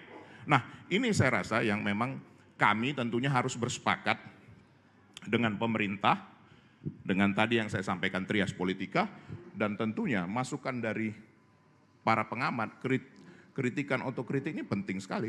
Ini benar sekali yang disampaikan oleh Mas Yanuar ini. Jangan pikir ini semua juga bisa pasti aman 100%, tidak ada. Yang pasti dalam kehidupan itu apa? Ketidakpastian itu sendiri. Dan tergantung adik-adik juga kan sama seperti memilih jodoh. Pastikah jodoh itu baik? Tadi saya kritik Mas Denny itu, dia bilang tergantung transferan. Nah kalau transferannya dari pinjol bagaimana? Betul kan? Benar ya? Nah, jadi jangan hanya tertarik kepada transferan, tetapi lihatlah ada enggak apanya? Sumber income-nya. Ada enggak sumber income-nya? Calon suami itu bekerja tidak? Kan begitu, kerja di mana? Kan begitu kan? Oh, katanya staf DPR, mana? Daftar gajinya, kan gitu kan? Nah itu seperti apa? Tapi dia udah punya istri, jangan. Ah ini masih single. Ya kan? Kan lihat, mana Kang, mana Mas? Ya disimpan di ini. Wah lihat dulu, kan begitu kan? Jadi jangan sembarang menerima transferan, nanti kena pinjol lagi kan repot urusannya ya. Nah, jadi seperti itu dari kami Mbak Anneke, bahwa peran DPR sangat penting. Bahwa di sini kami harus mengawasi dengan benar. Pada saat terjadi memutuskan burden sharing yang memperlebar defisit itu, hampir setiap hari, seminggu minimum 1 kali kami melakukan pertemuan, rapat, dan mengkaji, mengevaluasi. Ini penting sekali. Jadi harus seimbang antara gas dan rem. Nah ini yang tadi menjawab ini. Dan sekali lagi Mas Yanuar, kalau kami diberikan kepercayaan sebagai pemerintah, harus berdasarkan ideologi. Itu wajib. Bahwa rakyat menjadi yang utama. Itu yang paling utama. Nah sekarang bagaimana caranya Mbak Anneke? Situasi sekarang juga bukan situasi yang safe. Sebentar lagi, ini juga berpengaruh Mas Yanuar. Situasi perubahan iklim, adik-adik juga harus memahami itu. Nanti akan terjadi kesulitan dalam hal pengadaan pangan. Nah Indonesia, nah di sini tadi juga pentingnya juga menyiapkan untuk berjaga-jaga terhadap baik itu ketahanan maupun kedaulatan pangan. Rakyat harus cukup secara memenuhi kebutuhan dasarnya. Itu barangkali Mbak Anneke yang bisa saya sampaikan. Sekali lagi tentu tidak semua sempurna, tapi kami mencoba untuk melakukan yang terbaik dalam hal memutuskan apapun yang nanti diperlukan dalam menjaga stabilitas keuangan, seperti contohnya tadi juga nilai kurs. Kita betul itu yang dikatakan Mas Yanuar tadi, bahwa kita menjaga di posisi yang rakyat masih bisa menerima. Dan kalau sekarang kita melihat juga dari harga-harga ada kenaikan Mbak, kita harus jujur juga. Tetapi masih dalam batas toleran yang masih bisa diterima masyarakat. Nah itu yang paling penting. Kalau sampai tidak mampu lagi, kita memang harus mengadakan yang namanya bantuan sosial. Mbak Anneke, negara kita bukan negara kapitalis, Mas Yanuar. Negara kita negara Pancasilais. Penting untuk ada keberlanjutan dan kehidupan bagi rakyat kita. Itu saya rasa yang bisa saya sampaikan. Luar biasa, tepuk tangan teman-teman. Ini kalau mendengar yang disampaikan Bang Eriko, kayaknya kerjanya kok berat ya jadi DPR. Masih mau nggak jadi DPR? Ayo nanti belajar, nanti sama Fahmi biar lihat seperti apa kerjanya DPR. Nanti ruangannya, katanya ruangannya gede. Oh kita aja, wah kalau sama Mas Yanuar gini kita berselisihan begini udah saking ruangannya sempit. Boleh dilihat nanti. Silakan. Oke, kita akan lanjut lagi ke Bang Yanuar. Kalau tadi Bang Yanuar katakan kemungkinan untuk gagal bayar negara itu sepertinya kecil begitu ya. Tapi yang harus kita waspadai justru adalah volatilitas rupiah. Ini karena bisa menyebabkan keresahan di masyarakat begitu. Dan bagaimana akhirnya peran utang ini bisa mempengaruhi volatilitas rupiah kita. Dan sebenarnya mata uang kita ini sekuat apa sih sekarang? Oke, gini ya. Kalau kita lihat sekarang, untuk orang menggerakkan pasar uang antar bank, ya pasar uang antar bank itu untuk merubah kurs ya. Jadi orang tuh harus punya yang namanya underlying ya. Underlying itu harus ada transaksinya. Misalnya karena saya ekspor, karena saya impor, itu kan ada underlyingnya LC. Bisa juga saya underlyingnya karena saya beli sun, jual sun gitu ya. Nah jadi kan kalau si asing itu dia dalam posisi beli sun gitu ya di pasar sekunder, maka akan ada inflow US dollar terhadap rupiah, penguatan. Tapi kalau dia jual gitu ya, itu akan mengadakan bahwa akan terjadi kebutuhan US dollar meningkat. Nah sekarang kalau kita lihat dari M2 kita nih yang tadi saya udah bilangin, M2 kita itu siapa driver utamanya atau penggerak utama yang mengakibatkan M2 kita tumbuh. M2 kita tumbuh kalau dari yang saya lakukan, saya riset dari 2002 sampai 2014, M2 kita itu tumbuh driver utamanya itu adalah dari kebijakan moneternya The Fed, yaitu quantitative easing. Ya, itu yang mengakibatkan dia bertumbuh. Nah, cadangan devisa kita juga tumbuhnya, korelasinya terhadap pertumbuhan gross external debt kita, itu juga nyaris 1. Nah, yang hampir sama dengan 1:1, itu adalah sebenarnya peningkatan nilai portofolio saham dengan peningkatan gross external debt. Jadi kalau kita bilang bahwa kita ini mengalami masalah, bahwa kita punya dunia usaha, cara mikirnya masih sama. Punya saham, sahamnya digadein, entah di repo ke, entah diapain, dia dapat hutang, itulah dia untuk beli apalah, batu bara lah, ladang batu bara dan sebagainya. Nah ini menurut saya, tadi Bang Eriko udah bilang juga soal energi hijau ya. Saya ingin menukik sedikit aja gitu, sedikit misalnya adik-adik lihat gitu, kenapa Vietnam mengumumkan 2030 dia akan menyetop ekspor beras. Kenapa coba? Karena yang namanya iklim itu, kontribusi rumah kaca terbesar itu datangnya dari sawah. Efek rumah kaca. Kenapa? Karena pakai pupuk kimia. Yang urea. Urea itu memakan energi kimia. Rumah kaca. Ketika dia di pabriknya pun itu kena rumah kaca. Jadi artinya apa? Kalau adik-adik lihat narasinya Uni Eropa, narasinya yang go green ini atau negara-negara maju, mereka itu sebetulnya memperkenalkan yang namanya biofertilizer. Ya. Nah, biofertilizer itu yang punya mereka lah. Kalau kita kan masih pupuk kimia dan sebagainya. Tapi adakah yang sudah pernah mencoba bahwa kan pupuk itu datangnya dari amonia. Amonia ini datangnya bisa dari fosil, bisa dari green. Kalau yang dari green namanya green amonia. Tapi kan belum ada yang proven bahwa begitu nanti pakai green amonia, gini mungkin saya kasih tahu dulu ya, bahwa yang nama produktivitas itu nggak mungkin tanpa unsur N itu urea. Urea itu datangnya dari amonia. Jadi orang mau ngomong pakai organik, pakai bioverti, nggak mungkin 100%, tetap membutuhkan unsur N karena tanah itu makannya N gitu ya, buat ngikat air. Nah pertanyaannya Vietnam tuh mikir gitu, bener gak sih green ammonia nanti gak akan memperbaiki produktivitas? Belum ada yang pernah mencoba. Tapi 2030 itu menjadi batas waktu yang disepakati. Di G20 menjadi tahun transisi energi. Ya dia antisipasi. Yang penting apa? Ya hunger game kan, permainan ketahanan pangan. Dia stop dulu deh di 2030 gak ada ekspor. Tapi apa yang ingin saya katakan? Green ammonia itu emang semuanya dari tanaman? Enggak. Jadi kalau adik-adik lihat green ammonia itu bahan dasarnya batu bara yang diolah jadi hijau. Ini pikirannya Amerika nih. Jadi kalau Amerika, go green itu teknologi menghijaukan yang fosil jadi hijau. Makanya ada tax karbon, ada carbon trading dan sebagainya. Kenapa saya kok jauh-jauh amat ngomongin Sun ke sini? Ini harus diantisipasi. Kenapa? Kita ini kayaknya donaturnya Bang Eriko juga banyak kan punya batu bara gitu. Ya kan kita tuh orang-orang kita ini, pendonor kita gak usah bahasa tenang deh. Donasi kita tuh kalau gak dari sawit, dari batu bara. Ya kan? Nah sekarang dia aja udah mulai kelimpungan nih, harga batu baranya ditekan turun, jatuh segala macam. Yang punya batu bara cadangan terbesar bukan kita. Cadangan terbesar punya batu bara itu kita tuh nomor berapa. Tapi kita itu yang memang memproduksi batu bara terus besar-besaran. Nah konteksnya apa? Ternyata ya setelah saya pelajarin.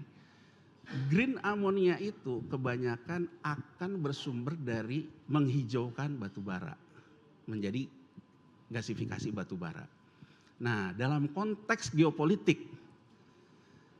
Orang akan ngelihat gitu, oh Cina nih akan makin berkuasa nih di dunia dengan memainkan ini.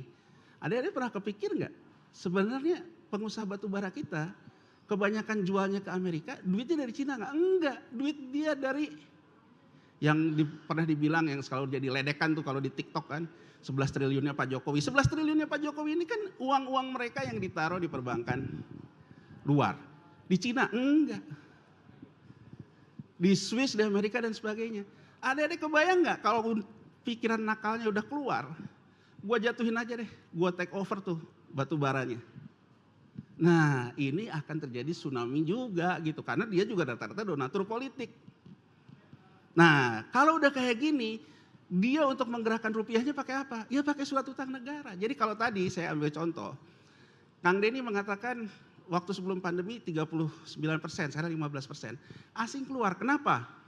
Karena dengan suku bunga kita average pada waktu itu di 6-7%. Kalau saya jual Sun yang harganya 100, saya jual 90. Saya masih untung karena saya nerima 7% itu udah berapa tahun.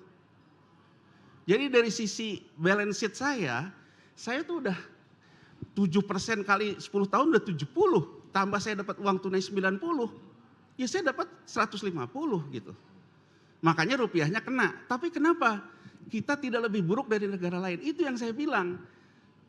Misalnya ya, teman-teman ekonom lain selalu mengatakan bahwa Sun ini, ya kalau ngeledek menterinya Mas Denny ini menteri apa yang terbaik? Jual Sun aja bunganya tinggi. Satu sisi oke ya kritik seperti itu. Tapi sisi lain sebetulnya kalau kita lihat ya dari sisi berbeda. Kalau bunga kita belum 7%, bunga kita 2%. Kemarin Sun kita turun mungkin sampai ke 70. Kalau dia turun sampai ke 70, BPJS juga kena masalah harga yang turun. Perbankan kita juga kena yang harga yang turun. Apa yang terjadi? Dengan kemarin misalnya udah 7 untuk koreksi suku inflasi di Amerika Serikat sampai 9, dia cuma koreksi 10 aja. 10 aja dia udah cukup. Jadi kalau menurut saya ini kembali gitu bahwa cara berpikir kita itu memang kita jual murah lah ya kan, di sisi lain ya itu faktanya, tapi ini bisa dirubah kalau ada kampanye budaya investasi lokal yang dikatakan Kang Denny tadi. Tapi mohon maaf ya, kampanye budaya investasi lokal kita ini sifat pendekatannya itu masih kepada sifatnya tuh wealth management menurut saya.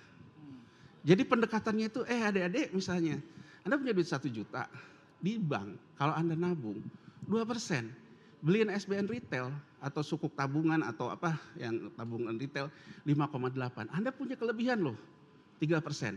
Itu menurut saya pendekatannya masih wealth management. Tapi kita tidak pernah memulai seperti Jepang ketika dia kalah perang dunia. Ketika Jepang melakukan perang dunia, dia melakukan yang namanya kalau bahasanya Amerika New Deal lah. Jepang juga kan melakukan New Deal. Negara nih perlu bangkit dari begini, membangun kayak gini, pakai duit Anda, kita bangun ini, kemudian nanti kita akan kasih bunga seperti itu. Jepang itu kan negara yang terkenal dengan negatif suku bunga yang diikuti oleh Amerika Serikat. Bunganya kan kecil terus, yang gede yieldnya dan kuponnya. Itu kan ada narasinya. Jadi menurut saya harusnya, misalnya sekarang kita ngomong soal iklim ini nih, energi kita nih ke depan nih bagaimana caranya energi hijau ini rakyat kerja di situ. Oh, untuk rakyat kerja di situ kita butuh menjadikan batu bara yang kita punya ini menjadi green. Berapa kita punya kebutuhan modal?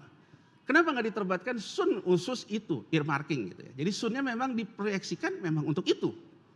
Atau oke lah kalau Sun untuk membiayai APBN, BUMN gitu.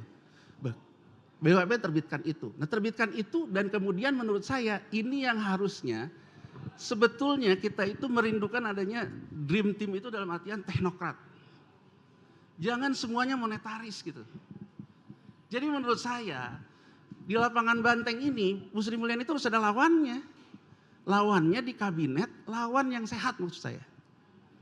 Jadi artinya misalnya Menteri Pertaniannya harus Menteri Pertanian yang menurut saya ngerti tanah. Tanah kita ini sekarang udah terlalu jenuh kayak begini nih. Apa tepat nih subsidi kita seperti ini? Nah ini membutuhkan insentif. Insentifnya apa? Ada kenaikan fiskal segini. Oke BUMN dan sebagainya. Oke BPJS dan sebagainya. Nah yang kayak gini-gini ini menurut saya itulah New Deal. Itulah kita menggunakan instrumen surat utang sebagai bagian dari kampanye budaya investasi lokal. Sebagian nantinya oke lah kita serap sebagai retail. Tapi artinya gini loh. Buat masyarakat kita di desa, ya kan, yang dia tidak punya uang 1 juta, dia dapatnya apa? Pekerjaan.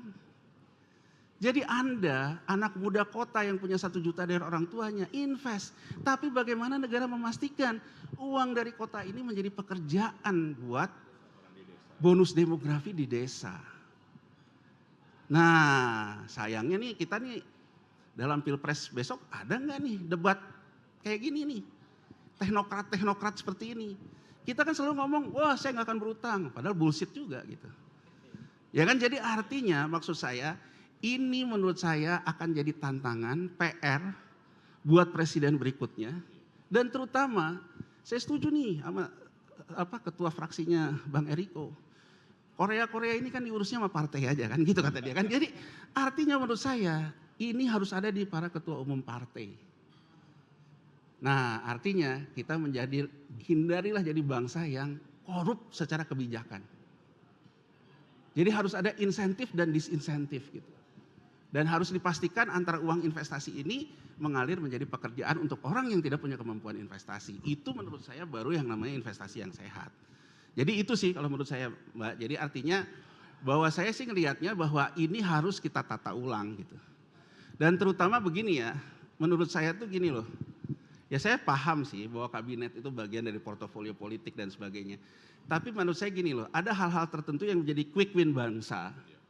Itu harus diisi oleh orang-orang yang memang kompeten gitu loh. Capable di bidang Capable itu ya. di bidang itu. Jadi artinya orang yang misalnya apa yang kita butuhkan untuk, kita mungkin orang ngeri ya, saya pernah dikecam juga karena ngomong land reform. Wah land reform kiri banget. Orang nggak bisa bedakan antara land reform sama reform di lahan pertanian. Kita tuh nggak usah jauh-jauh dulu untuk bagi-bagi lahan deh. Tapi reform di lahan pertanian menurut saya membutuhkan menteri pertanian yang capable juga. Yang ngerti tanah, yang ngerti bagaimana produktivitas. Mohon maaf nih, urea kita yang tadi 27 triliun kata Kang Denny disubsidi oleh APBN, itu produktivitasnya terhadap padi kita, itu udah low diminishing return kalau kata orang ekonomi. Udah nggak ada gitu, jadi ditambahin urea nggak menambah produktivitas, udah turun dia. Artinya kan sudah ada, kita harus melakukan yang namanya seperti yang di Cina sama India lakukan, soil test. Ini butuh APBN nggak? Butuh. APBN-nya dibayar pakai apa? Boleh pakai hutang. Tapi itu kan untuk bagaimana kita melakukan yang dikatakan oleh Bank Indonesia structural reform. Jadi maksud saya gini loh, reformasi struktural itu jangan dibahas di seminar, tapi dibahasnya di kabinet teknis. Kan kata orang the devil in detail gitu. Ya detailnya itu harus dikerjain gitu. Tapi kalau cuma ngomong utang aman, ini aman, wah nanti kayak lagu itu ke laut deh gitu. Oke, boleh minta tepuk tangannya teman-teman. Bang Eriko atau Kang Denny ada yang mau menanggapi dari yang disampaikan Bang Yanuar tadi? Mungkin terkait dengan apakah memang kita membayar SBN dengan mahal tadi istilahnya ya. Kalau kita lihat tadi sampaikan kita SBN 10 tahun itu sekitar 6% ya sekarang. Dan biasanya kalau kita di orang ekon kan investor membandingkan dengan negara lain itu dengan netnya berapa realnya. Jadi kalau 6% dikurangin dengan inflasi kita sekitar 4% kan sekitar 2% netnya ya. 6 kurangi 4 sekitar 2%. Ini sebetulnya level yang kalau dibandingkan negara tetangga kita ya hampir segitulah comparable gitu ya. Nggak mahal-mahal juga sebetulnya. Buktinya ya investor kita asing sekitar 15% aja. Artinya kalau memang benar-benar murah kan tentunya akan sangat banyak yang datang. Tapi sekarang kelihatannya kan enggak. Jadi saya sampaikan bahwa sebetulnya dari sisi biaya relatif comparable dengan negara-negara tetangga kita. Apalagi kalau kita bandingkan untuk yang misalnya untuk yang sun global. Jadi SBN yang kita jual di pasar global dengan mata uang US dollar. Dulu itu selisihnya itu bisa spread ya, selisih antara US Treasury, surat utangnya pemerintah Amerika, dengan surat pemerintah Indonesia itu bisa 200 sampai 300 basis poin. Sekarang kan di level 100-an. Jadi semakin kompetitif sebetulnya. Jadi masyarakat atau investor semakin melihat bahwa memang SBN kita baik yang di domestik maupun yang di global cukup menarik dan aman sehingga mereka berani untuk membeli meskipun dengan tingkat imbal hasil yang relatif lebih rendah. Nah, kemudian bagaimana kemudian kita supaya tidak terlalu tergantung dari SBN. Nah, pricing itu sebetulnya fungsi dari supply dan demand. Sehingga makanya kalau kita ingin mengendalikan suku bunga, bagaimana kita akan mempengaruhi dari sisi supply maupun dari sisi demand. Nah, sekarang kita bicara dari sisi demand. Siapa sih investor yang ingin beli gitu ya. Nah, makanya di awal tahun 2023 ini pemerintah dan DPR sudah sepakat untuk menerbitkan undang-undang pengembangan dan penguatan sektor keuangan atau omnibus sektor keuangan. Nah sebetulnya misi atau tujuan dari undang-undang ini adalah bagaimana supaya sektor keuangan kita, perbankan, asuransi, dana pensiun, termasuk yang sektor digital, ini bisa tumbuh sehingga mereka bisa mengumpulkan dana-dana yang besar dan juga berjangka panjang untuk bisa mendukung pembangunan. Makanya di sisi demand nih, kalau semakin besar investor lokal kita, domestik kita, harapannya nanti suku bunga kita pun untuk penerbitan SBN menjadi semakin rendah. Itu ya kalau kita dari sisi demand. Dari sisi supply, nah kita coba berbagai macam inovatif financing yang supaya kebutuhan penerbitan SBN menjadi lebih terkendali. Misalnya kita dengan omnibus yang Cipta Kerja, kita membangun ada namanya Indonesian Sovereign Wealth Fund atau INA namanya. Itu kan tujuannya adalah supaya menarik lagi dana-dana dari terutama dari luar negeri untuk bisa turut dalam pembiayaan pembangunan kita. Jangan lagi banyak tergantung dari pembiayaan melalui APBN. Ada lagi misalnya Public Private Partnership atau KPBU, kerjasama pemerintah dengan badan usaha. Jadi kalau ada proyek pembangunan jalan, air minum misalnya, atau pengolahan sampah, itu tidak sepenuhnya dibiayai oleh APBN, tapi kerjasama dengan swasta. Itu banyak sekarang di beberapa Pemda membangun pengolahan air minum, sampah, itu dengan skema KPBU. Sehingga kebutuhan untuk pembiayaan melalui APBN menjadi semakin berkurang. Dan kita pun, dari sisi penerbit SBN pun dibuat semakin variatif, agar kita mendapatkan segmen-segmen investor baru. Makanya kemarin kita di Mei, kita baru saja menerbitkan Blue Bonds. Jadi Blue Bonds ini adalah surat utang yang diterbitkan oleh pemerintah, di mana proceeds-nya atau hasilnya ini akan dibiayai untuk proyek-proyek mendukung sektor kelautan, blue economy kita. Sebelumnya kita sudah menerbitkan adanya Green Bond. Kalau Green Bond itu tadi terkait dengan bagaimana kita menjaga atau mitigasi resiko perubahan iklim. Jadi kalau Green Bond ini atau Green Sukuk, kita menerbitkan surat utang pemerintah, hasilnya ini akan dibiayai, akan digunakan untuk pembiayaan proyek-proyek yang ramah lingkungan. Sustainable. Gitu, sustainable. Ada lagi SDG Bonds. SDG Bond ini sama. Kalau tadi untuk yang mitigasi, kalau SDG Bond ini dananya untuk kegiatan program-program yang tujuannya untuk mencapai target SDGs. Baik dari sisi kesehatan, dari sisi pendidikan, kemiskinan. Dan alhamdulillah kalau kita lihat dari data terakhir misalnya untuk kemiskinan. Sebelum pandemi kita tingkat kemiskinan kita sekitar 9,2% Pak Eriko. Pas pandemi naik jadi 10%. Tapi alhamdulillah sekarang tadi dengan bantuan pemerintah melalui berbagai macam bantuan sosial, sekarang sudah turun lagi ke level 9,8%. Nah mudah-mudahan ke depan dengan semakin kita banyak mengalokasikan anggaran untuk perlinsos, perlindungan sosial, maka persentase dari kemiskinan menjadi semakin rendah lagi. Oke, boleh minta tepuk tangannya teman-teman.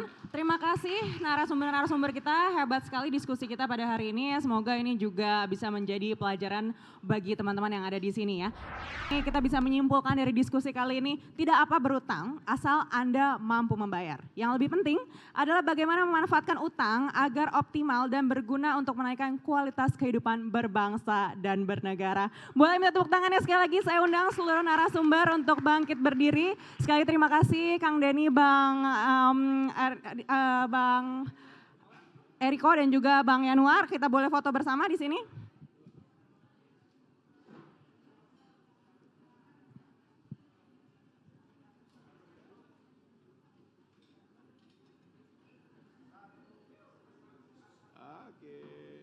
Oke, sekali lagi terima kasih untuk seluruh narasumber. Semoga diskusinya berguna. Terima kasih juga untuk teman-teman dari mahasiswa, rekan-rekan media dan juga LSM sudah menyempatkan waktunya untuk hadir di Money Talks on Location hari ini. Sampai jumpa di event-event berikutnya.